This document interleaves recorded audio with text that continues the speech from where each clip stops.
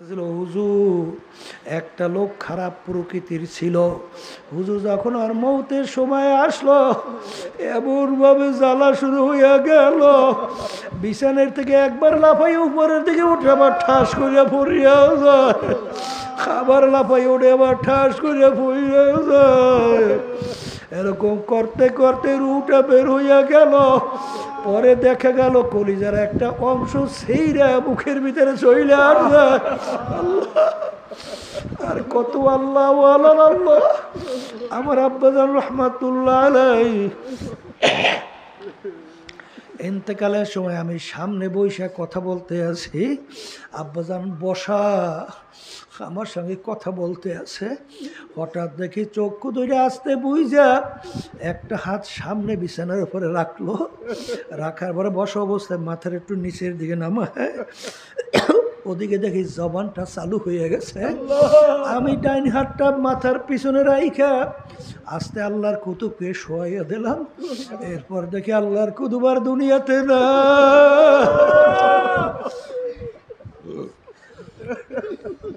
বাজান দাদাজান রহমাতুল্লাহ আলাইহির কথা শুনছিলাম। দাদাজান রহমাতুল্লাহ আলাইহি ইন্তেকালের আগে আগে লোকজন চতুর্পাশে বসা। দাদাজান বলতে আছে জাগা দাও, মেহমান আসতে আছে। আল্লাহ আল্লাহু আকবার। এরপর দাদাজান রহমাতুল্লাহ আলাইহি সামনে একটু হাত বাড়াইয়া দিয়েছে, সামনে হাত বাড়াইয়া দিয়ে একটু মিসকি হাস দিয়েছে। এরপরে দেখা যায় আল্লাহর কুতুব আর দুনিয়াতে নাই। এ দুনিয়াদার পাগল আমার বাবারা, আল্লাহু আল্লাহ। বাজান এই কুড়িগ্রাম চরমুনাইয়ের মুজাহিদ ছিল। বাজান অনেকে তাকে ঘুঘু মুন্সি কইয়া ডাকতো। আসলে নাম ছিল বশির উদ্দিন মুন্সি। ঘুঘু মুন্সি কেন বলতো? রাস্তা দিয়ে হাঁটতো, এমনভাবে আমার মাওলার জিকির করতো, মনে হয় যেন ঘুঘু বলতে বলতে যায়। তিনি দুনিয়ার থেকে বিদায় নিয়ে কবরে যাওয়ার পরে 32 বছর পরে নদীর ভাঙ্গলে যখন তার কবর ভাঙ্গা গেল, 32 বছর পরে কাপনের কাপন সহ লাশ তাজা বের হইয়া আসছে।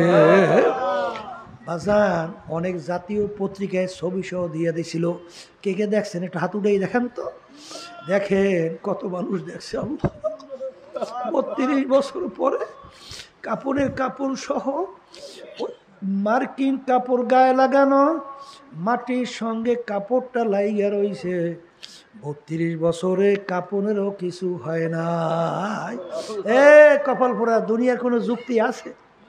কোন যুক্তি দুনিয়ার আছে যে একটা মার্কিন কাপড় 32 বছর পর্যন্ত মাটির সঙ্গে লাইগে থাকে, কাপড়ের কিছু হয় না? যত ঘটনা মাঝে মাঝে কবরে মালিক দেখায়। বাজার 1400 বছর পরেও দুইজন সাহাবায়ে কেরামদের লাশ মোবারক পাওয়া গেছিল ইরাকের দাজলা নদীর কিনারে। বাজান একেবারে দিব্যি মনে হয় এখন ঘুমাইয়ে রয়েছে। আমির হামজা রাদিয়াল্লাহু তাআলা আনহু শাহাদত বরণ করার প্রায় 50 বছর পরে তার লাশ মোবারক বের হইয়া আসছে, মনে হয় এখন মাত্র ঘুমাইয়ে রয়েছে। যত ঘটনা মাঝে মাঝে আমার মালিক দেখায়। বাজান কবরে কাপড়ের কাপড় সহ লাশ তাজা, নেককার পরহেজগার আল্লাহওয়ালা ছাড়া দেখা যায় না। কত কবরে আগুন দেখা যায়, সাপ দেখা যায়, কত কবরে নাফরমানের চেহারা শুয়ারের চেহারা হইয়া পড়িয়া আছে, কত নাফরমানের জিহ্বাটা টাইনা নাভিস্থল পর্যন্ত ঝুলাইয়া রাখছে। যত দুর্ঘটনা মাঝে মাঝে কবরে দেখা যায়। বাজান বেনমাজি, হারামখোর, সুদখোর, ঘুষখোর, জালেম, মিথ্যাবাজ, বেপরদায় চলুন্যা ছাড়া কিন্তু দেখা যায় না। এই জন্য আমার ভাইদেরকে বলবো, পর্দা আলে মা বোনদেরকে বলবো, বাজান দুনিয়ার যে কোনো একটা কাজের সময় থাকে, তারিখ থাকে, কিন্তু তোমার আমার মৌতের কোনো সময়ও নাই, তারিখও নাই। কখন কোন সময় কিভাবে রওনা করা লাগবে। এই জন্য আমার বাজানদেরকে বলবো, পর্দা আলে মা বোনদেরকে বলবো, আমার মালিক বড় দয়ার মাওলা, বড় মায়ার মাওলা। যদি আমার মালিকের কাছে মাপ চাওয়ার মতো চাইতে পারো, আমার মালিক শুধু মাফ করবেন তাই না, গুনাহকে নেকের দ্বারা পরিবর্তন কইরা দিবে। কবরের যাত্রীরা, আজকে অনেকে বিভিন্ন দলের নেতা নেত্রীর পিছনে পড়ছো, হারে পইরা আল্লাহর হুকুম নবীর তরিকা অনুযায়ী চলতে পারেন না। আমি কোরআনুল কারীম থেকে শুনাইয়া রাইখা যাই, রব্বুল আলামিন কোরআনুল কারীমের ভিতরে বলছেন, ইয়াউমা নাদউ কুল্লা উনাসিন বিইমামিহিম, কিয়ামতের ময়দানে আমার মালিক প্রত্যেকটা মানুষকে তার দলের নেতা নেত্রীর সঙ্গে ডাকবে। ডাইকে আমার মালিক বলবে, তোর দলের নেতা নেত্রী যেদিকে যায় ওদের পিছনে পিছনে সেই দিকে চইলা যা। এক কথায় তোমার নেতা নেত্রী যেখানে জায়গা, আল্লাহ বলছেন তোরও সেইখানে জায়গা। এই যে আমার বাজানদেরকে বলো, পর্দা আলে মা বোনদেরকে বলবো, আমিও আপনাদের জন্য দোয়া করি, আমিও দোয়া চাই মালিক যেন আমাদেরকে আল্লাহর খাস বান্দা, পর্দা আলে মা বোনদেরকে খাস বান্দি বানাইয়া তারপর যেন কবরে ডাক দেয়। আল্লাহুম্মা আমিন। এই ঘরের মেয়ে লোকের হাত উঠাও, গুনার কথা মনে করো, দুই চোখের পানি ফালাও, আল্লাহর দরবারে কান্দো আর মাপ চাও। যদি কান্না না আসে মনকে বুঝাও, ওরে মন একদিনে ঘরের দরজা দিয়ে নতুন বউ হইয়া উঠছিলা রে। কত মেয়ে লোকে শরবত খাওয়াইল, কত মেয়ে লোকে বাতাস করলো, আরে আবার এমন একটা দিন আসবে এই ঘরের দরজা দিয়ে মরা লাশ হইয়া বের হয়।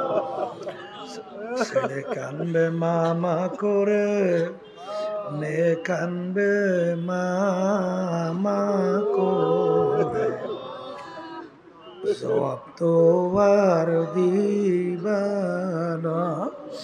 আল্লাহ আপনি একটু এই মাঠের দিকে চাইয়া দেখে, আল্লাহ আপনার বান্দারা কিভাবে কান্দে। আমাদের ছেলেও মরে নাই, মেয়েও মরে নাই, গুনাহ করে বসছি রে, মাফ করে দেন গো মাওলা, মাফ করে দেন। আল্লাহর বান্দারা জোর করিয়া কান্দেন, জোর করিয়া কান্দেন।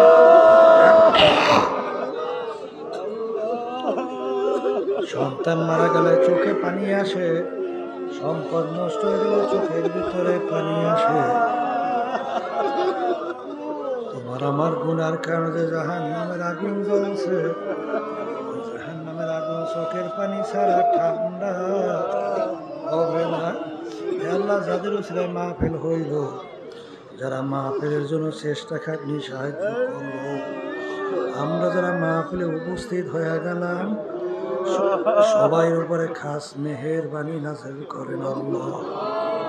মালিক আমাদের আম্মা আব্বা দাদা দাদু নানা নানু আত্মীয় স্বজন যারা এই অন্ধকার কবরে শুয়ে রয়েছে, আল্লাহ দয়া মায়া করে তাদের কবরকে বেহেশতের বাগান বানায় দেন আল্লাহ। বিশেষ করে ফিলিস্তিনি মুসলমানদেরকে বিজয় দান করে, তাদেরকে হেফাজত করে, দুনিয়াস্থাও মুসলমানদেরকে হেফাজত করেন, বিজয় দান করেন আল্লাহ। ওই ইসরায়েল জালেমরা এহুদির ওদের নসিবে হেদায়েত এলে হেদায়েত দান, এবং ওদের যারা সহযোগিতা করতেছে আল্লাহ যদি ওদের নসিবে হেদায়েত না থাকে ওদেরকে আপনি ধ্বংস করে দেন। সুবহানা রাব্বিকা রাব্বিল ইজ্জাতি আম্মা ইয়াসিফুন ওয়া সালামুন আলাল মুরসালিন ওয়ালহামদুলিল্লাহি রাব্বিল আলামিন।